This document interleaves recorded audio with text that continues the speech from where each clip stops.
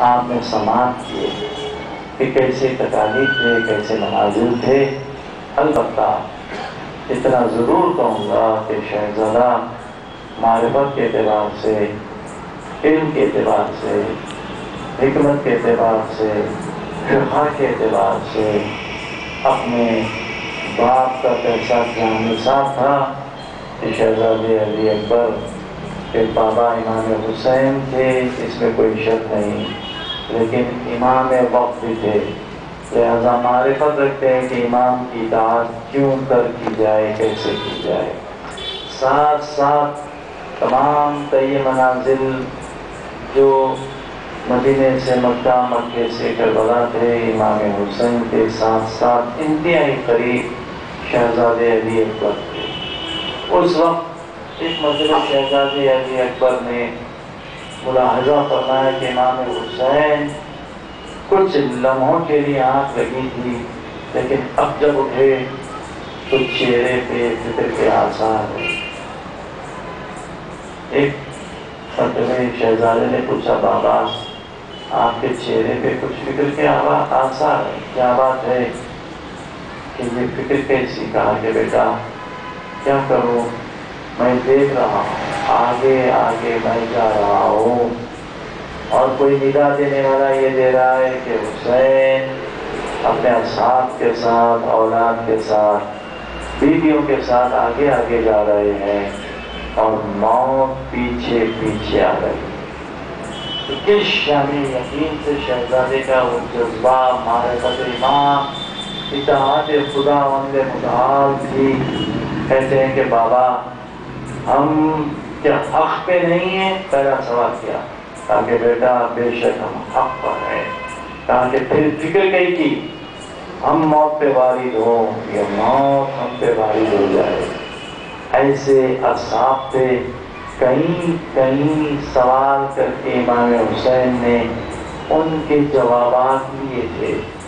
اسی لیے پہلے امتحان کی منزل تھی، بعد میں امام حسین کا قصیدہ تھا، جیسے اصحاب اعزاء و انصار مجھے ملے کسی کو نہیں ملے۔ خوف نام کی کوئی چیز نہیں تھی، وہ جمع ہوئے تھے امام حسین کے ساتھ اسی لیے تھے کہ جو کچھ کے بھی ہو ان پر گزر جائے، فاطمہ کا لال اس کے جسم پر کوئی آنچ نہ آنے پائے۔ سب کا مقصد ایک ہی تھا، یہ امام حسین کا مقصد تھا، اسلام کی نصرت، شریعت کی نصرت، دین کی نصرت، قیام دین، قیام اسلام۔ اب امام حسین کے جو جانثار کربلا میں تھے، بلحاظ مقصد یہ کہہ سکتے ہیں کہ کربلا میں ایک نہیں 72 حسین نظر آ رہے تھے۔ سب کا جذبہ وہی انگڑائی لیتے ہوا تھا جیسے شہزادے علی اکبر کی انگڑائی لیتی ہی جوانی تھی۔ بوڑھے تھے تو وہی جذبہ تھا، جوان تھے تو وہی جذبہ تھا۔ تو جتنے شہداء امام حسین کو ایک جا ملے اور جیسے صلاحیتوں کے ملے، وہ کسی کو نہیں ملے۔ امام حسین نے فخر و بہار کے طور پہ کی شان میں قصیدہ پڑھا۔ امام سید الساجدین نے یہ سند دی کہ جو الفاظ علی اکبر کے لیے ادا کیے وہی الفاظ جون اسلم جیسے غلام کے لیے بھی ادا کیے۔ کہا کہ سب اب السلام علیکم، تم سب پر شہداء کربلا یا اولیاء اللہ و احباء، کہ ان کو یہ الفاظ کے ذریعے مخاطب کیا کہ اے اولیاء اللہ تم سب پر سلام ہو۔ امام حسین کے وارث نے ان الفاظ کے ذریعے ان کی پذیرائی کی اور ان الفاظ کے ذریعے ان کی مدح و سرائی کی۔ تو عزیزان گرامی، امام حسین تھے۔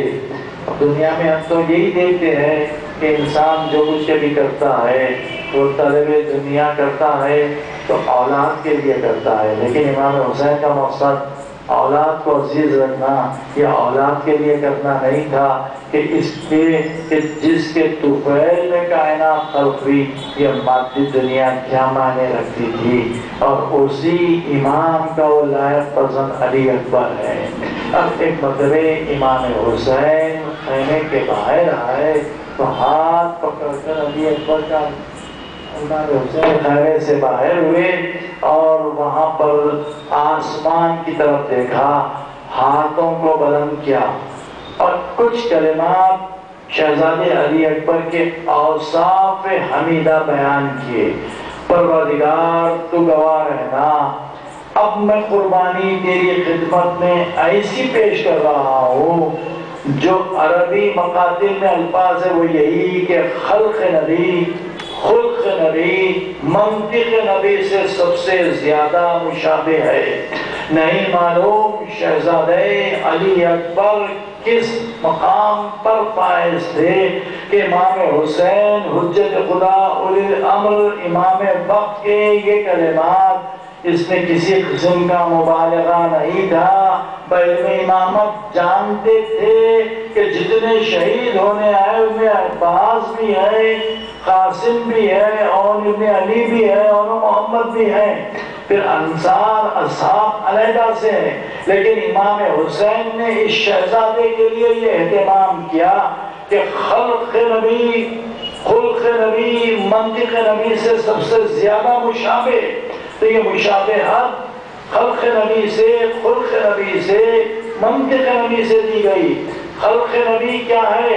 اول ما خلق اللہ نوری، اللہ نے سب سے پہلے میرے نور کو خلق کیا۔ اب نہیں معلوم چاردہ معصومین کے بعد شہزادے علی اکبر کس مقام و منزلت پر فائز تھے۔ امام حسین کے زبان سے یہ قصیدہ سنا کہ اب بلحاظ خلقت نبی کریم شہزادے علی اکبر اتنے ہی مشابہ تھے۔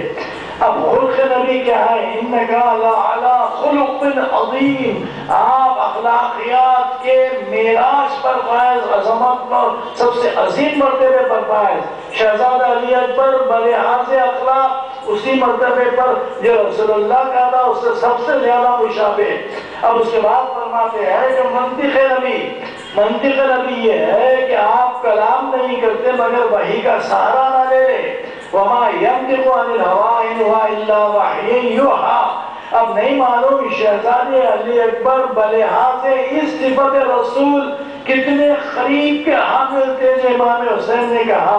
اب اس کے بعد سجا دیا اور پھر اللہ کی بارگاہ میں یہ قصیدہ پڑھا کہ کہا کہ بار الہ اب میں ایسی قربانی پیش کر رہا ہوں۔ تو امام حسین کے سامنے وہ آیت نظر آئی، اور دیکھو کربلا کے میدان میں روز عاشور اس آیت کو مکرر نازل ہوتا ہوا دیکھو، لن تنالوا البر حتی تنفقوا مما تحبون۔ کوئی بھی انسان جو سب سے زیادہ اسے عزیز ترین ہے اللہ کے راہ میں انفاق کر دے۔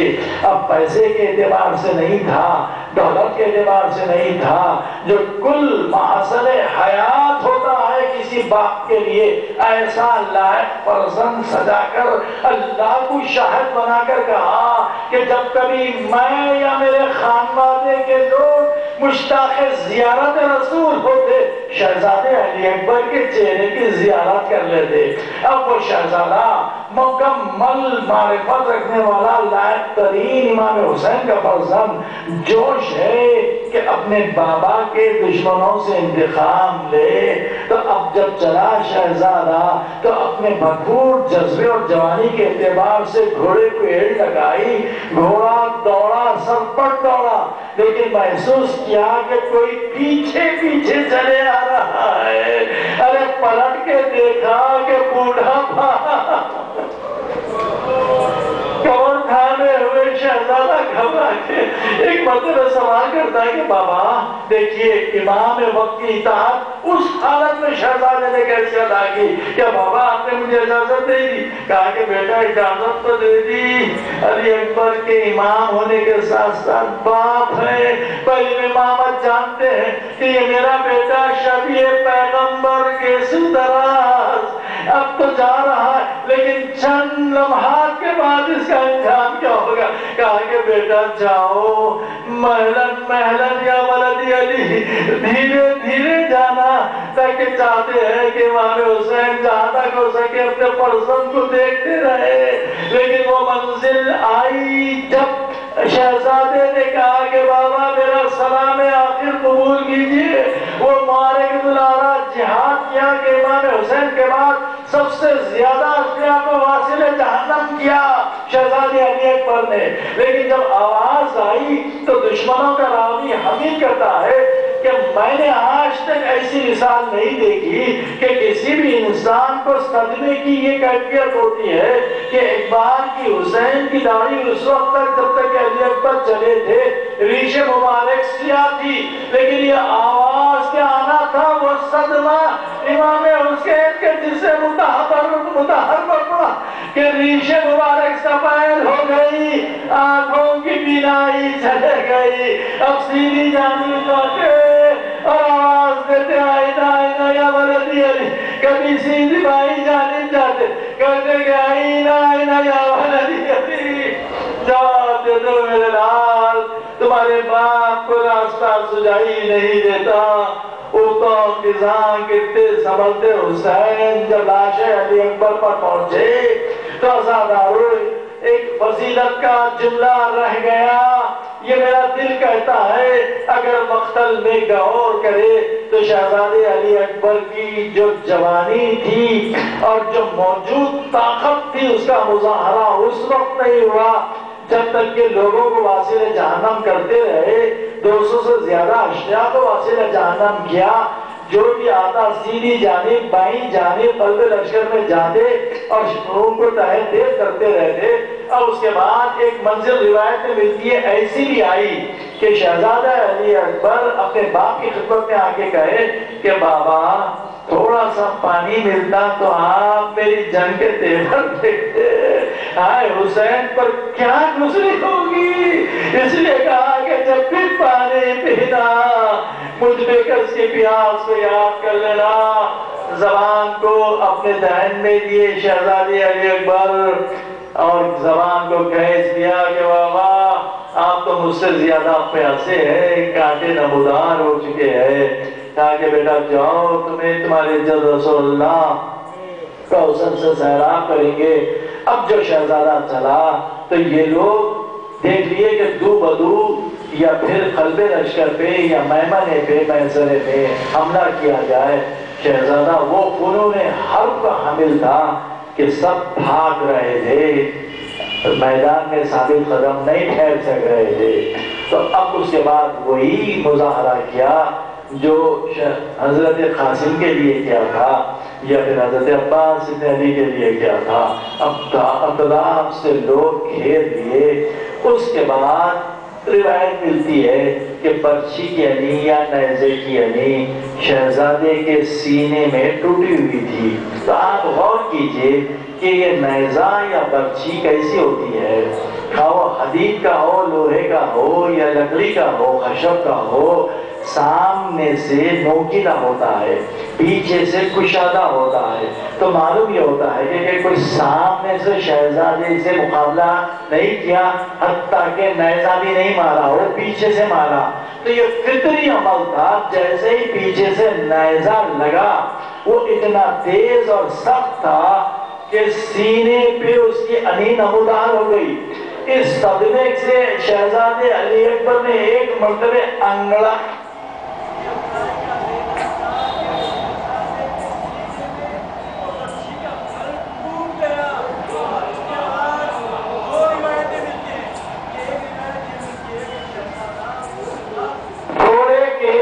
گلے میں اپنے ہاتھوں کو ڈال دیا تھا۔ اب دادیا قریب آنے کے بعد اب سیدھی جانب سے باقی جانب سے تلواریں چل رہی تھی، تو کبھی کر رہی تھی، کبھی ادھر کا پہلو کر رہا تھا۔ اب وہ وقت آئے گا شہزادہ سنبھلا نہیں گیا، اب گھوڑے سے نیچے آیا۔ ہاں کیسی مصیبت تھی، اس منظر کو حسین نے کیسے دیکھا ہوگا۔ ایک مرتبہ حسین آواز دیے بیٹا تمہارا بابا آیا ہے جواب دو۔ رونے کو سے خون بہ رہا ہے۔ ایک مرتبہ امام حسین نے شہزادے سے کہا کہ جواب دو. شہزادہ جواب دینے کی طاقت نہیں رکھتا، دونوں ہاتھ سینے پر ہے، اتنا شدید درد ہے کہ اس کا مظاہرہ یوں کر رہے ہیں کہ کبھی سیدھا پاؤں کھینچ دیتے ہیں، کبھی بایاں پاؤں دراز کر دیتے ہیں، بایاں پاؤں دراز کرتے ہیں تو سیدھا پاؤں کھینچ لیتے ہیں. ایک مرتبہ حسین سیدھی جانب علی اکبر کے لیٹ گئے، بایاں ہاتھ باہوں میں ڈالا، کان سے قریب ہو کے کہا بیٹا تمہارا بابا یار جواب دے دو میرے لال. علی اکبر جواب نہیں دیتے. اب حسین بائیں سمت آئے، سیدھا ہاتھ باہوں میں ڈالا، بائیں کان کے قریب ہو کر کہا اے میرے لال آواز دے دے تمہارا بابا آیا. علی اکبر جواب نہیں دیتے. ایک مرتبہ اٹھے حسین، نجف کی طرف رخ کیا، بایاں گھٹنا زمین پر ٹیکا، سیدھا گھٹنا اٹھایا، اپنی طاقت کو منجمد کیا، ہاتھوں کو اٹھایا تو کیا منظر دیکھا. ارے عمر چیخا بھل جو پشت گزر کے سینے میں نمودار ہو گیا، یا علی کہہ کے نکالنا تھا. حسین کی دربار امر رومال بھی نہیں تھا، علی اکبر کے زخمی سینے میں مار کے ارے احد کے نصیب میں چلے گیا تھا. اب حسین گھبرا کر اپنا رخسار رکھ دیے، خون میں تر بتر حسین. حسین کے قلب پر جو صدمہ پہنچا، کہا کہ الگ دنیا بعد کلفا، اے میرے اللہ تیری زندگانی کے بعد مجھے کا حسین تیرے باپ کی زندگی پر خاک ہے. اب کسی صورت حسین دیکھ رہے ہیں، سانس چل رہی ہے، رک رک کے چل رہی ہے. اب حسین نے علی اکبر کے ہاتھوں میں اپنے ہاتھ ڈالے، اب لاشے کو اٹھانے کی طاقت نہیں. چند گام چلتے ہیں، زمین پر حسین کے اذلال کے قدم خط خطی کھینچتے ہوئے جاتے ہیں. اب کچھ دیر آگے بڑھتے ہیں، دیکھتے ہیں ابھی جان باقی ہے، پھر کچھ آگے بڑھتے ہیں، دیکھتے ہیں کچھ جان باقی ہے. ایک مرتبہ خیمے کے قریب پہنچے، ایک مرتبہ علی اکبر نے ہچکی لی، ہچکی کا لینا تھا، علی اکبر کی روح پرواز کر گئی. اب حسین آواز دیے اے بنی ہاشم کے بچوں آؤ، اپنے بھائی کا لاشا خیمے میں لے جاؤ. مجھ غریب حسین، بے گس حسین سے جوان کا لاشا اٹھایا نہیں جا سکتا.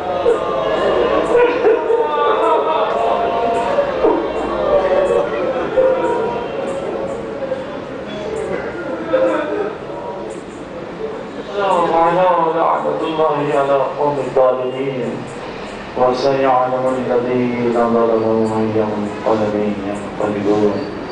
سبحان ربك رب العزة عما يصفون وسلام على المرسلين والحمد لله رب العالمين. ربنا تقبل منا إنك أنت السميع العليم. فلها بحق شهادة زمان شهادة أبي أكبر وشهداء کربلا ذکر القلیل کو قبول فرما. ہمیں جو مشتاق ہے جو زیارات میں مشرف فرما. جو لوگ جو زیارات کے لیے تشریف لے گئے ہیں ان سب کی جان مان عزت کی حفاظت فرما. اپنی سلامتی کے ساتھ اپنے وطن لوٹا. اور جو حضرات مشتاق ہے جو زیارات میں مشرف فرما. پروردگار جو بیمار ہے انہیں شفا کاملہ صحت عاجلہ عطا فرما. پروردگار ہماری جمعی قوم کو تعلیمات دے، محمد و آل محمد پہ زیادہ سے زیادہ عمل کرنے کی توفیق عطا فرما. ہم میں باہمی اتفاق اتحاد عطا فرما. ہم سب کو اعداء دین کے شر سے محفوظ فرما. آپ حضرات سے جناب سے ایک مرتبہ سورہ فاتحہ، تین مرتبہ سورہ اخلاص کی تلاوت فرما کر جمعی معلومین مومنین مومنات اور جناب عابد حسین صاحب کے متعلقہ معلومین اور جو مومنین یہاں موجود ہیں ان سب کے متعلقہ معلومین کے ارواح کے لیے ساتھ فرما.